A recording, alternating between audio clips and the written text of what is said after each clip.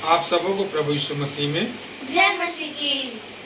हे उत्तम गुरु, अनंत जीवन का अधिकारी होने के लिए मैं क्या करूं? आमीन आमीन। Hallelujah hallelujah. आइए हम प्रभु की स्तुति और महिमा और उसकी जय जयकार और तारीफ प्रशंसा करें। उससे पहले हम अपने सिरों को झुकाएं और उस जीवित परमेश्वर को धन्यवाद दें जिसने आज सुबह की भोर की रोशनी से लेकर के इस आशीषमय समय तक हमें संभाल के रखा। आइए हम प्रार्थना करें और अपने अपने जीवन को प्रभु के हाथ में सौंपें।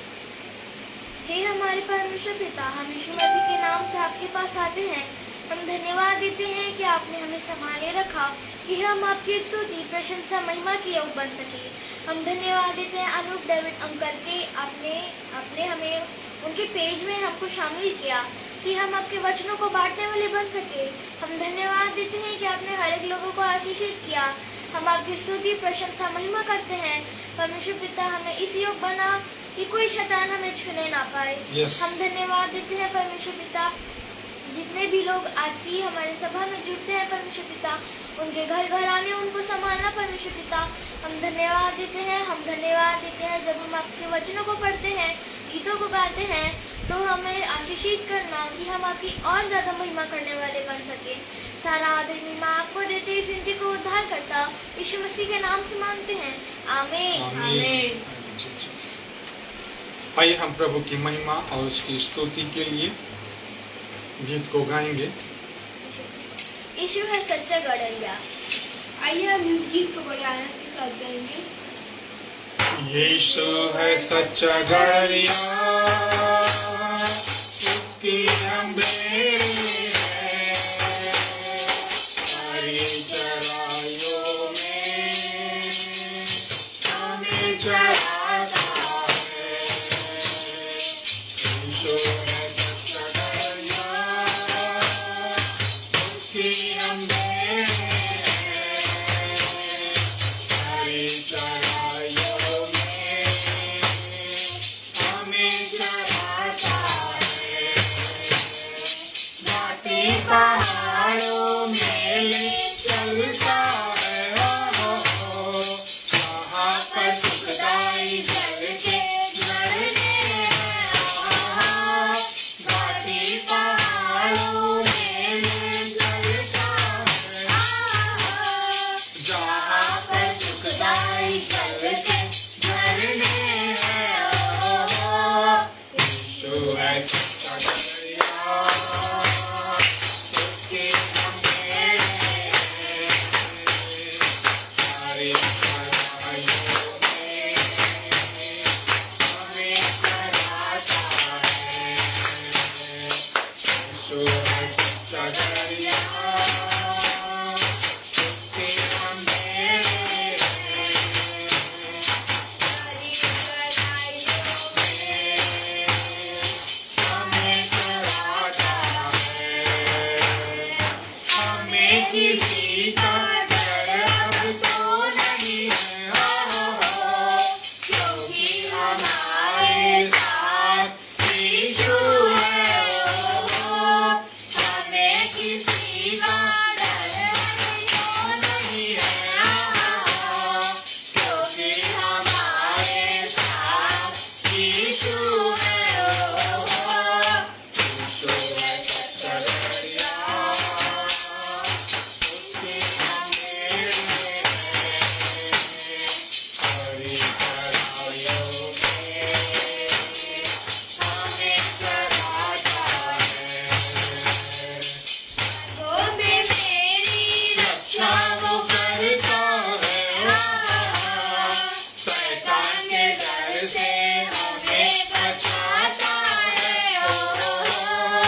मार्गों में मेरी रक्षा वो करता है, शैतान के डर से हमें बचाता है। यीशु है सच्चा गड़रिया, उसकी हम बेड़ी है, हरी चराइयों में हमें चराता है। यीशु है सच्चा गड़रिया, उसकी हम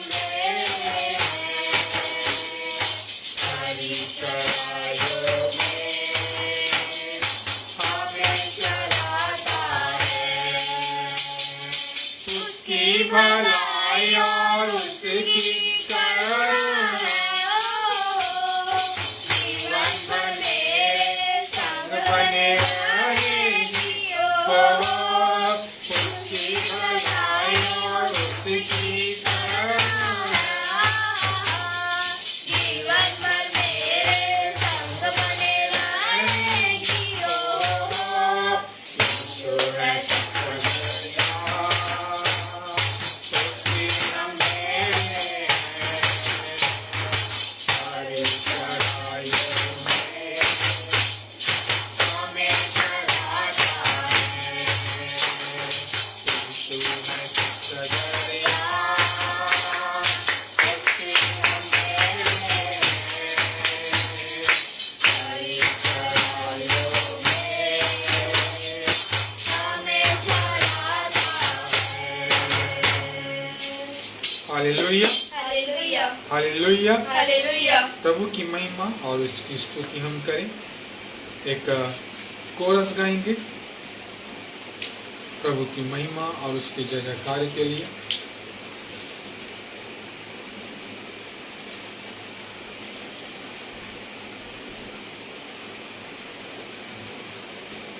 हर बात में धन्यवाद करो क्योंकि प्रभु की इच्छा यही है। आइए इस गीत को हम सब बड़े आनंद के साथ और हर्षोल्लास के साथ उस प्रभु के लिए महिमा के लिए गाएं। हर बात में धन्यवाद करो, हर बात में धन्यवाद करो, हर बात में धन्यवाद करो।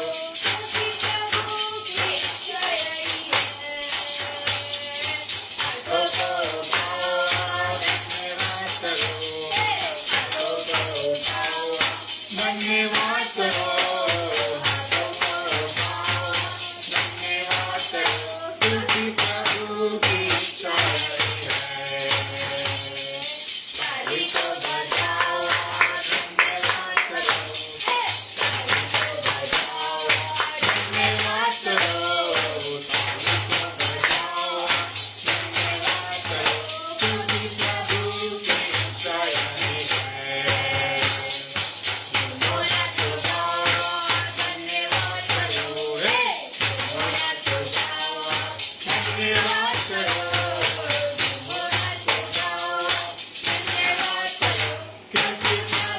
की इच्छा है।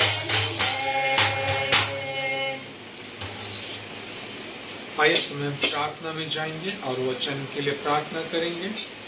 और जितने भाई बहन हमारे साथ इस ऑनलाइन में ऑफलाइन के द्वारा प्रभु की संगति के लिए, प्रभु की महिमा के लिए पेज में शरीक होते हैं, जुड़ते हैं, खुदावन उन्हें आशीषित करें और अपने धर्म मैदान हाथ की संगति में रखें। आइए हम प्रार्थना करें। मीठी प्रार्थना भगवान। हे हमारे पिता, हम पवित्र और मुझे नाम से यीशु मसीह के नाम से आपके पास आते हैं। जब इस समय हम आपकी महिमा रखकर स्तुति करते हैं, आपने हमें संभालना कि हम आपके वचनों को सभी के साथ बांटने के योग्य बने, आपके नए वचनों को सभी के साथ बांट करके आपके वचनों की अगुवाई करने वाले हो सके। हर एक बातों के लिए हम आपको धन्यवाद देते हैं। आप हमें ऐसे योग्य बनाना कि हम आपको हर बातों के लिए आपको धन्यवाद देने वाले बनते हैं। जब हम आपके द्वारा आपके वचनों को सुनाते हैं, आप उस समय संभालना, और अगर हमसे उसमें कोई भी भूल होती है आप उसे हमें माफ़ करना, और हमें एक प्रकार से आपको बताना कि हम उस गलती को दोबारा ना कर सकें। हम हर एक बातों के लिए आपको धन्यवाद देते हैं। प्रार्थना करते हैं इस समय जब हम आपके वचनों को पढ़ते हैं, आपकी बाइबल, आपके पवित्र बाइबल की ओर बढ़ते हैं, तो आप उसमें संभालना कि इसमें शैतानी आत्मा को हमारे पास खाना देना परंतु परमेश्वर को हमारी रक्षा करना परमेश्वर। इस समय बहुत सी महामारियाँ आना जाना कर रही परमेश्वर बेटा, आप उसमें हमें बचाया रहना। इस पृथ्वी पर अपने दाहिने हाथ के नीचे हम इस पृथ्वी को आपके दिल से उठते परमेश्वर करता। हम हर एक बातों के लिए आपको धन्यवाद देते हैं। प्रार्थना करते हैं आज जो भी हम वचन से सीखते हैं वो हमारे हेतु में बसने वाले हो सकते हैं, और हम उस बीज से, इस वचन के बीज से परमेश्वर पिता हर पल हर समय नए वचन की सीख पाने वाले हो सके परमेश्वर पिता। आप ऐसा हमें योग्य बनाना कि हम आपके दिए हुए दस आज्ञाओं में हम चल सके परमेश्वर पिता। हमारी बातों के लिए धन्यवाद देते हैं। इस विनती को आपके पवित्र अमूल्य नाम से मांगते हैं, आमीन। आइए हम आगे का समय पास्टर विलियम फिट को देंगे। आइए हम परमेश्वर के पवित्र वचन की ओर अपने रुख को लेके चलें, क्योंकि खुदावन ने यह अवसर हमें दिया है, तो क्यों ना हम उसके वचन में अपने आशीष को ग्रहण करें जो परमेश्वर ने आपको और मुझको दिया है। मेरे साथ आज के मनन के लिए निकाल लेंगे मरकुस रचित सुसमाचार उसका 10वां अध्याय, मरकुस रचित सुसमाचार और उसका 10वां अध्याय, और उसका हम 17 से लेकर के 22 पद तक पढ़ेंगे। मरकुस रचित सुसमाचार 17 अध्याय और उसका 10 पद से लेकर के हम 22 पद तक पढ़ेंगे। यहाँ पर परमेश्वर का वचन इस प्रकार कहता है, जब वह वहां से निकलकर मार्ग में जा रहा था तो एक मनुष्य उसके पास दौड़ता हुआ आया और उसके आगे घुटने टेक कर उससे पूछा, हे उत्तम गुरु, अनंत जीवन पाने के लिए मैं क्या करूं? हे उत्तम गुरु, अनंत जीवन का अधिकारी होने के लिए मैं क्या करूं? यीशु ने उससे कहा, तू मुझे उत्तम क्यों कहता है? कोई उत्तम नहीं, केवल एक, अर्थात परमेश्वर। तू आज्ञाओं को तो जानता है, हत्या न करना, व्यभिचार न करना, चोरी न करना, झूठी गवाही न देना, छल न करना, अपने पिता और अपनी माता का आदर करना। उसने उससे कहा, हे गुरु, इन सबको मैं लड़कपन से मानता आया हूं। यीशु ने उस पर दृष्टि करके उससे प्रेम किया और उससे कहा, तुझ में एक बात की घटी है, जा, जो कुछ तेरा है उसे बेचकर कंगालों को दे और तुझे स्वर्ग में धन मिलेगा, और आकर मेरे पीछे हो ले। इस बात से उसके चेहरे पर उदासी छा गई और वह शोक करता हुआ चला गया, क्योंकि वो बहुत धनी था। प्रिय भाई और बहनों, परमेश्वर को हम धन्यवाद देते हैं कि खुदावन ने यह सुंदर पवित्र वचन को आज आपके और मेरे सम्मुख एक उदाहरण, एक सुंदर वचन को रखा, ताकि आप और मैं परमेश्वर के पवित्र वचन से सीख सके।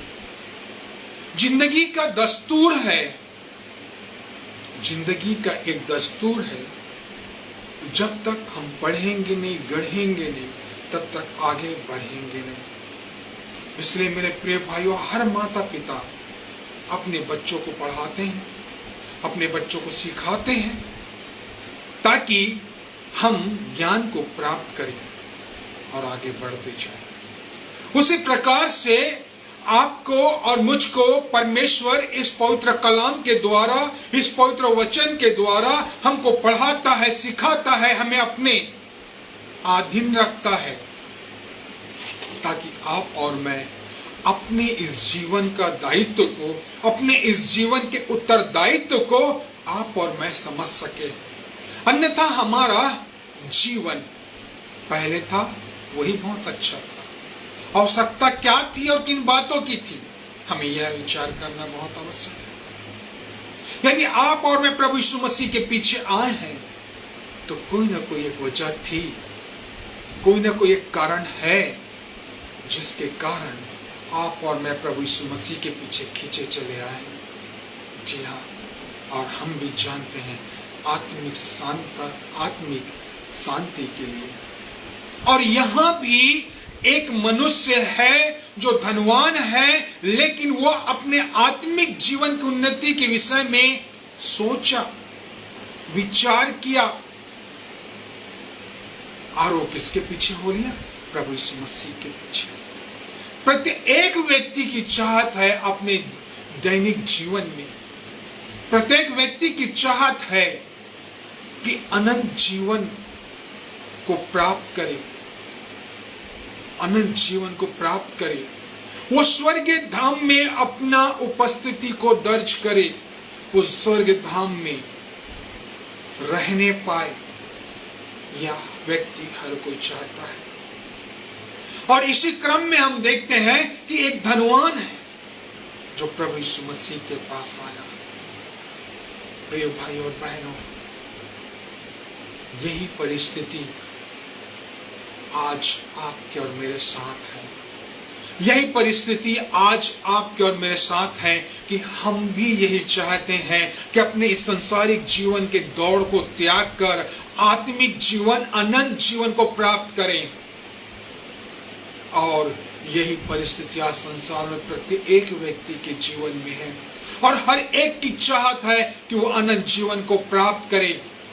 और वो व्यक्ति नाना प्रकार के धर्म के काम को करता है, ज़कात के काम को करेगा, दान करता है, कपड़ा बांटता है, लोगों की मदद करता है, अपने प्रेम में लोगों को बांटता है और नाना प्रकार के कर्म कांडों को भी करता है। कहीं ऊंचे ऊंचे स्थानों पे जाके बलिदान चढ़ाता है, कहीं पे कुछ और बलिदान करता है। आज हम देखते हैं हर एक जाति के लोग अनंत जीवन, आत्मिक जीवन की उन्नति के लिए तीर्थ स्थल को जाते हैं, दर्शन करने को जाते हैं। न जाने व्यक्ति अपने जीवन को ऊंचे ऊंचे स्थानों में, पहाड़ों की चोटी पे, जमीन की खोह में लेकर जा रहा है ताकि क्या करे, अनंत जीवन को प्राप्त करे, ताकि क्या करे, अपने आत्मिक जीवन का उद्धार कर सके। और ये स्वाभाविक है कि जब मनुष्य अपने जीवन में है, इस देह में है, तो अपने विषय में सोचना हर एक व्यक्ति का कर्तव्य है। परंतु यदि वह यदि वह व्यक्ति अपने आप को प्रभु यीशु मसीह के हाथ में सौंप दे, अपने आप को यीशु के कदमों में तोड़ दे, अपने आप को प्रभु यीशु मसीह के हाथ में सौंप दे, तो अनंत जीवन प्राप्त कर सकता है। यही बात तो यीशु ने कहा 21 पद में। यीशु मसीह ने यही बात उस लड़के से कहा। यीशु ने उस पर दृष्टि करके उससे प्रेम किया और उससे कहा, तुझ में एक बात की घटी है, जा जो कुछ तेरा है उसे बेचकर कंगालों को दे दे। जा जो कुछ तेरा है उसे बांटकर कंगालों को दे दे। और वचन में हम देखते हैं कि वो उदास हो गया। जी हाँ भाई और बहनों, यह व्यक्ति बड़े आनंद के साथ, बड़े विश्वास के साथ प्रभु यीशु मसीह के पास आया और कहता है कि अनंत जीवन पाने के लिए मैं क्या करूं। प्रभु यीशु मसीह सिखलाना चाहते हैं कि यदि आप और मैं अनंत जीवन प्राप्त करना चाहते हैं तो आपको और मुझको पहली बात आपको और मुझको प्रभु यीशु मसीह के पास आने की आवश्यकता है। यदि हम अनंत जीवन के अधिकारी होना चाहते हैं तो वचन कहता है मैं क्या करूं।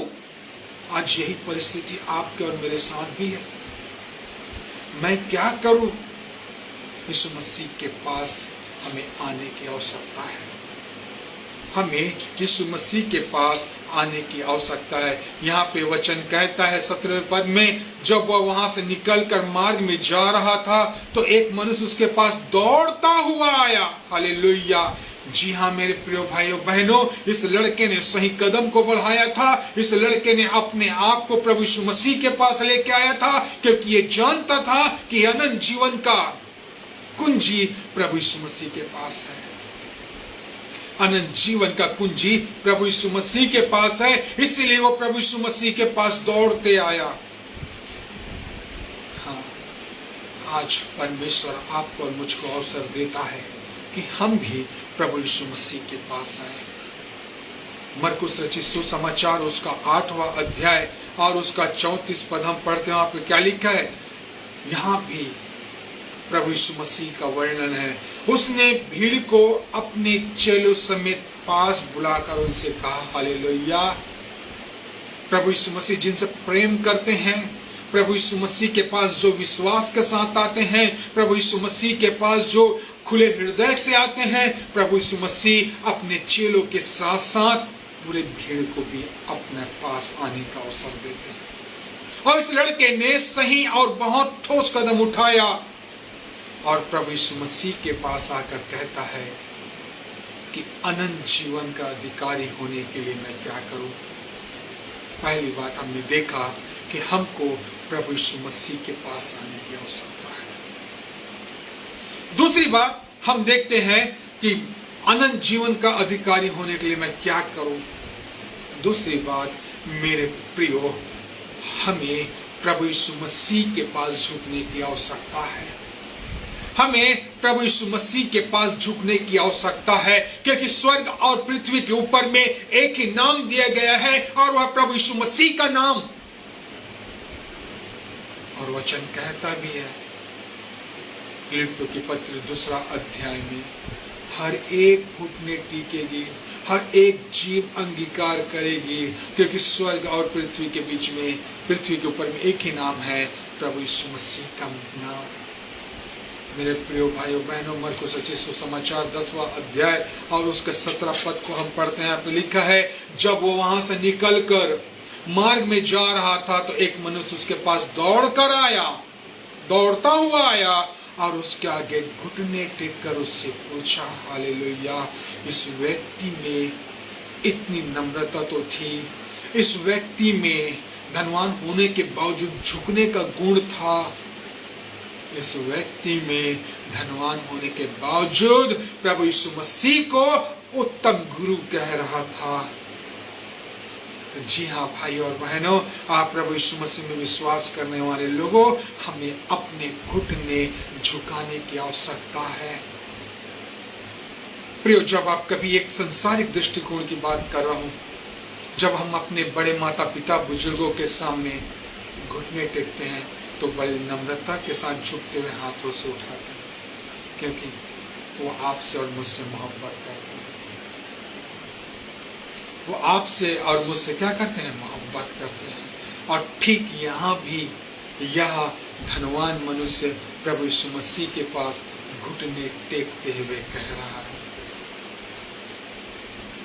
अनंत जीवन का अधिकारी होने के लिए क्या करूं। मेरे प्रियो, प्रभु यीशु मसीह इस धनवान युवक की आग्रह को स्वीकार करता है। जो कोई घुटना टेकता है, परमेश्वर उसे ऊंचा उठाता है।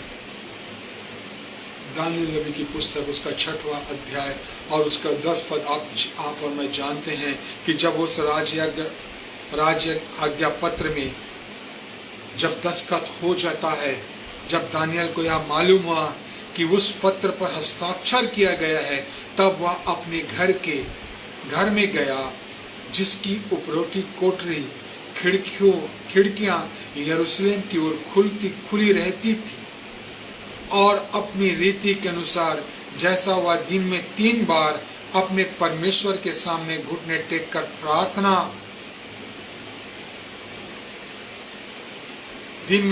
अपने परमेश्वर के सामने घुटने टेककर प्रार्थना और धन्यवाद करता था, वैसा ही तब भी करता रहा। हालेलुया। कैसे करता रहा? घुटने टेककर परमेश्वर से प्रार्थना और धन्यवाद करता रहा। और हम आगे पढ़ते हैं कि परमेश्वर ने दानियेल को किस रीति से उस सिंह के मान से बचा लिया था।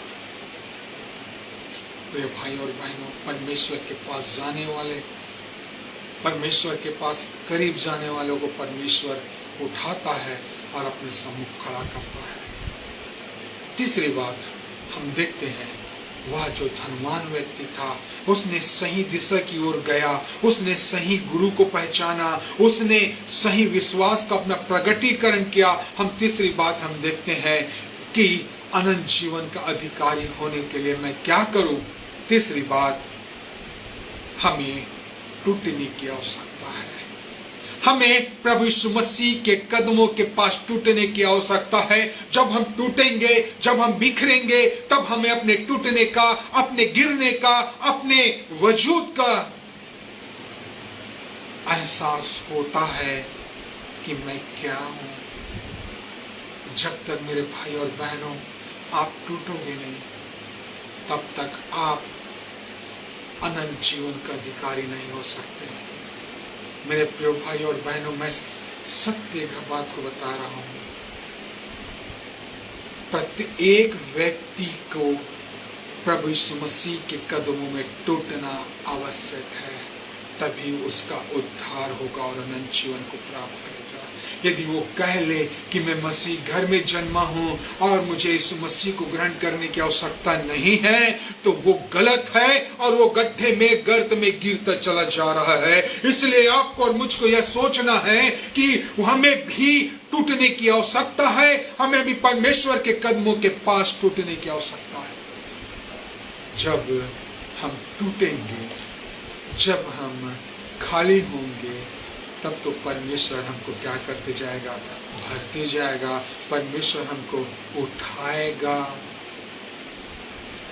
भजन संहिता की पुस्तक उसका 34 अध्याय और उसका 18 पद कहता है, यहोवा टूटे मन वालों के समीप रहता और पिसे हुए का उद्धार करता है। यहोवा टूटे मन वालों के समीप रहता और पिसे हुए का उद्धार करता है।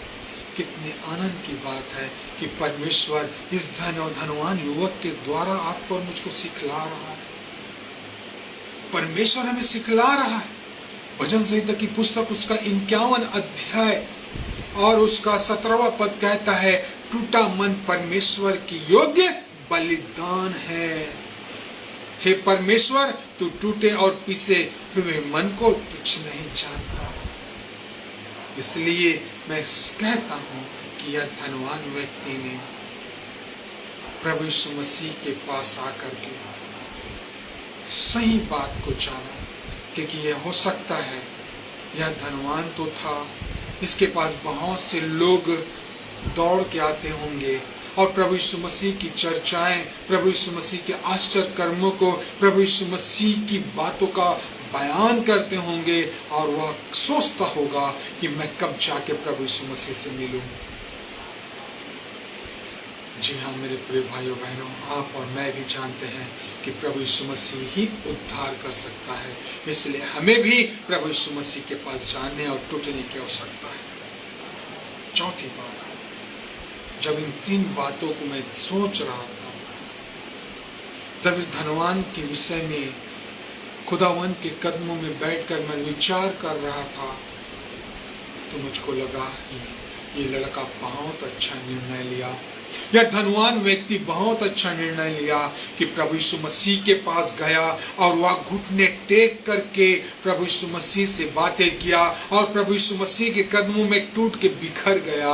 चौथी बात हम देखते हैं, इसने निर्णय तो सही लिया। चौथी बात, अनंत जीवन पाने का अधिकारी होने के लिए मैं क्या करूं? ये अपने आप का इनकार नहीं कर सका। ये अपने आप का इनकार नहीं कर सका। ये बड़े दौड़ से दौड़ा तो सही, ये बड़े घुटने टेक करके प्रभु यीशु मसीह से विनती किया, ये अपने आप को प्रभु के कदमों में तोड़ दिया, लेकिन ये अपने निर्णय में अमल नहीं रह पाया। ये अपने आप का इनकार नहीं कर सका। मेरे प्रियो, यह संसार की मोह माया, इस संसार की भौतिक वस्तु, इस संसार में आत्मिक जीवन में बाधा डालने वाली धन, इसी कारण यह लड़का उदास हो गया। क्योंकि प्रभु यीशु मसीह कहते हैं मरकुस रचित सुसमाचार और उसका 10वां अध्याय, मरकुस रचित सुसमाचार उसका 10वां अध्याय और उसका 21 पद को पढ़े। यहाँ पे लिखा है, यीशु ने उस पर दृष्टि करके उससे प्रेम किया और उससे कहा, तुझ में एक बात की घटी है, जा जो कुछ तेरा है उसे कंगाल को बांध दे। वह इसके पास यह गुणवान था, ये उन सारे नियमों को जो मूसा के द्वारा दी हुई सीने पर्वत की आज्ञाएं थी उन सबको मानता है, परंतु एक बात की घटी के कारण ये अपने आप का इनकार नहीं कर सका। इसीलिए प्रभु यीशु मसीह कहते हैं मरकुस रचित सुसमाचार और उसका 8वां अध्याय और उसके 34 पद में कहता है, जो कोई मेरे पीछे आना चाहे अपने आपे का इनकार करे, अपना क्रूस उठाए और मेरे पीछे हो। यही बात तो उस लड़के से बोल रहा था कि संसार की भौतिक वस्तु जो तुझको, जो उस लड़के को उसके माता पिता, उसके भाई बहन, उसके सगे संबंधियों के हक और हिस्से का धन को बेचने की बात नहीं हो रही थी। ये उसके स्वयं की बात थी, क्योंकि ये अपने स्वयं के उद्धार के लिए, अनंत जीवन के लिए प्रभु यीशु मसीह के पास आया था, न कि परिवार समेत आया था।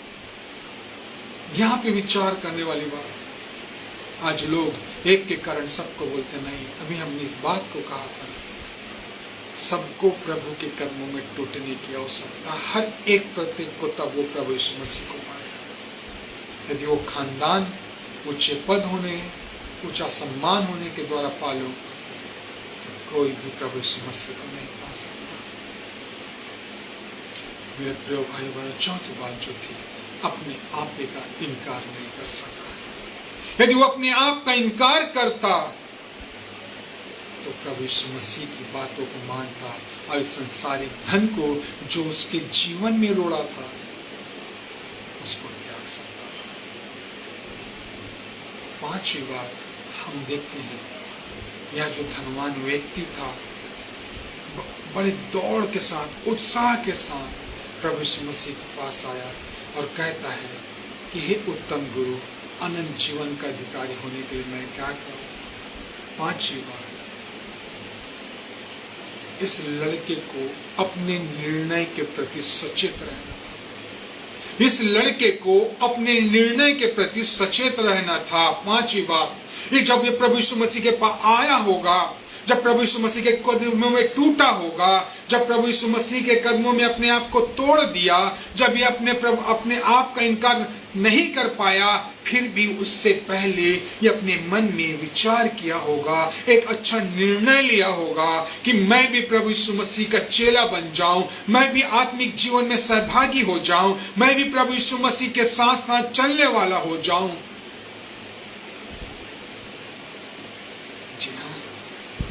मरकुस रचित सुसमाचार उसका 10वां अध्याय और उसके 17वें पद को पढ़ते हुए लिखा है, जब वो वहां से निकल कर जा रहा था, मार्ग में जा रहा था, तो एक मनुष्य उसके पास दौड़ता हुआ आया और उसके आगे घुटने टेक कर कहा। उसका जो निर्णय रहा होगा, उसका उस धनवान व्यक्ति का जो विचार रहा होगा, वो उसे इतने उत्साहित और प्रफुल्लित कर दिया कि प्रभु यीशु मसीह के पास दौड़ता और भागता चला आया और घुटने टेक कर अपना अधिकार को सौंपते हुए प्रभु से कहा, हे उत्तम गुरु, मैं अनंत जीवन का अधिकारी होने के लिए क्या करूं? यह व्यक्ति प्रभु यीशु मसीह के पास आया, परंतु अपने निर्णय के प्रति सचेत नहीं रहा। छठी बात हम देखते हैं, अनंत जीवन का अधिकारी होने के लिए मैं क्या करूं? छठी बात, अनंत जीवन का अधिकारी होने के लिए मैं क्या करूं? हमको सोचना है, स्वर्ग जीवन की बात है तो संसारिक धन को त्यागेंगे, तभी हम अनंत जीवन को, उस स्वर्ग धन को प्राप्त करेंगे। यहाँ पे प्रभु यीशु मसीह सच कह रहा है, क्योंकि स्वर्ग में कोई बड़ा और छोटा नहीं, हम सब प्रभु यीशु मसीह के समान होंगे। तो जब परमेश्वर ने उससे धन को त्यागने के लिए कहा, जब प्रभु यीशु मसीह ने कहा, जो तेरा है, जो धन तूने बटोरा है, उसे कंगालों को बांट दे, तो ये लड़का बड़ा उदास हुआ लिखा है। जी हाँ, यदि हमें अनंत जीवन को प्राप्त करना है तो हमें इस संसार के धन को त्यागना होगा, जो हमारे आत्मिक जीवन में क्या है, बाधा है। इसलिए तो प्रभु यीशु मसीह ने कहा 10वें पद के 10वें अध्याय के हम 21 पद पे और उसके आखिरी पद को पढ़ते हैं। वहां पे क्या लिखा है? लिखा है, उसे बेचकर कंगालों को दे दे, तुझे स्वर्ग में धन मिलेगा और मेरे पीछे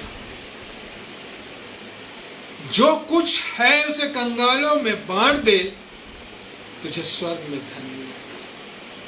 इस संसार का धन हमारे साथ नहीं जा सकता प्रियो, इस संसार का धन हमें अनंत जीवन नहीं दे सकता प्रियो।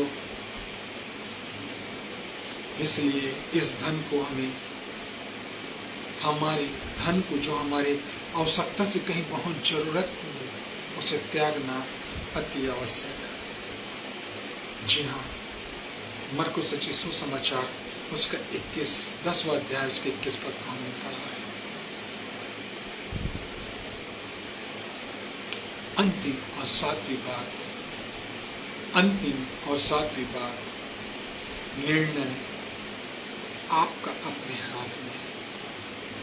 फैसला आपके अपने हाथ में है। जब ये धनवान युवक, इस धनवान सरदार जब प्रभु यीशु मसीह के पास आया, तो वो संकल्प लेके आया होगा कि मैं प्रभु यीशु मसीह का चेला बन जाऊं और अनंत जीवन को प्राप्त कर लूं।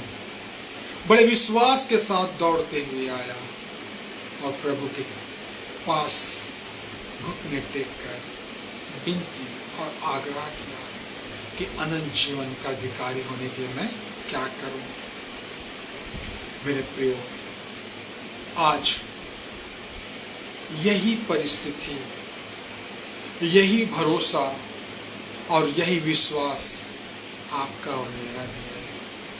हम अनंत जीवन तो प्राप्त करना चाहते हैं, परंतु संसार का यह सुख, संसार की बनावटी वस्तुएं, संसार की ये सुंदर सुंदर चीजें, मन को मोहने वाले, उसे असाध्य रोग लग जाता है और परमेश्वर के पीछे होने के लिए हम भूल जाते हैं। और हमारे साथ भी यही होता है। इस बात से उसके चेहरे पर उदासी छा गई और वह शोक करता हुआ चला गया, क्योंकि वो बहुत धनी था। और यही परिस्थिति आज प्रत्येक मनुष्य के साथ भी है। मेरे प्रिय भाई और बहनों, ये एक धनवान या कंगाल या राजा या प्रजा की कहानी नहीं। यहाँ पे प्रभु यीशु मसीह के साथ बीती हुई एक सत्य घटना है। यदि उस धनवान के जगह में आप अपने आप को रख करके देखिए, एक बार अपने आप को विचार करके सोचिए, अकेले में प्रभु के कदमों में टूट के प्रभु यीशु मसीह के पास जाकर अपने विश्वास को प्रभु के हाथों में सौंप कर एक बार बैठ के देखिए भाई और बहन, तब आपको महसूस होगा, तब आप कहेंगे अनंत जीवन पाने के लिए, अनंत जीवन का अधिकारी होने के लिए मैं क्या करूं। भाई और बहनों, प्रभु यीशु मसीह के बेटे और बेटियों, प्रभु यीशु मसीह पे विश्वास करने वाले विश्वासियों भाई और बहनों, फैसला आपके हाथ में है, निर्णय आपको लेना है। चलाने वाला तो परमेश्वर है, मार्ग वो आपको दिखला रहा है, परंतु क्या आपने निर्णय लिया है? यदि लिया है तो आप जरूर कहेंगे प्रभु यीशु मसीह में अनंत जीवन होने का अधिकारी बनना चाहता हूँ। आइए परमेश्वर के साथ चरणों में आए, प्रार्थना करें, अपने सिरों को झुकाएं। पिता परमेश्वर, हम प्रभु यीशु मसीह के नाम से आपके पास आते हैं और हम आपको हृदय से धन्यवाद धन्यवाद धन्यवाद धन्यवाद करते हैं, क्योंकि आपने हम पर अपना अनुग्रह, हम पर अपनी कृपा, हम पर अपनी भलाई को दर्शाया है। धन्यवाद देता हूँ खुदा बाप कि आपने आज इस धनवान युवक के साथ होकर के हमसे बातें किया, हमारे जीवन को आपने टटोला है। आपने हमें एक सुंदर अवसर दिया इस पेज में कि हम अपने जीवन को रख कर देख सके। सच में खुदा बाप आप हमसे मोहब्बत करते हैं, लेकिन आज तक मैंने कभी फैसला नहीं ले पाया कि मैं इस संसार के अनुसार जीवन जीऊं कि उस स्वर्गीय राज के अनंत जीवन को प्राप्त करने के लिए अपने जीवन को प्राप्त करूं। धन्यवाद देता हूं ईश्वर राजा कि आप हमारे संग और साथ हैं। इस वचन के द्वारा आप हमसे बात करते हैं, इस वचन के द्वारा आप हमें हर पल अपने करीब लाते हैं। हम धन्यवाद देते हैं पिता परमेश्वर। खुदा बाप, सच में आपका वचन एक अथाह गहरा है। हम उसमें जितना अंदर जाते हैं, जितना अंदर उसमें हम अपने आप को ढूंढते हैं, वो हमें आशीषमय जीवन प्रदान करता है। पिता परमेश्वर, जब हमने प्रभु यीशु मसीह को ग्रहण किया, हमने भी एक निर्णय लिया था कि प्रभु मैं जीवन भर तेरे संग संग रहूंगा। आज हमारा निर्णय कहाँ है? आज हमारा फैसला कहाँ है? आज हम किसका मुख देख करके आगे बढ़ते हैं कि प्रभु यीशु मसीह के वचन की ओर आगे बढ़ते हैं कि संसार की लुभावनी वस्तुओं के द्वारा हम अपने जीवन को आगे बढ़ाते हैं? हमें विचार करने का अवसर दे प्रभु जी, ताकि इस दिन में रहते हुए हम आपके संगति को प्राप्त करें, आत्मिक जीवन की ओर आगे बढ़े और आपके नाम की महिमा करें। आदर महिमा गौरव आपको देते हैं, विनती यीशु राजा के नाम से मांगते हैं, आमीन। आप सभी भाई बहनों को प्रभु यीशु मसीह में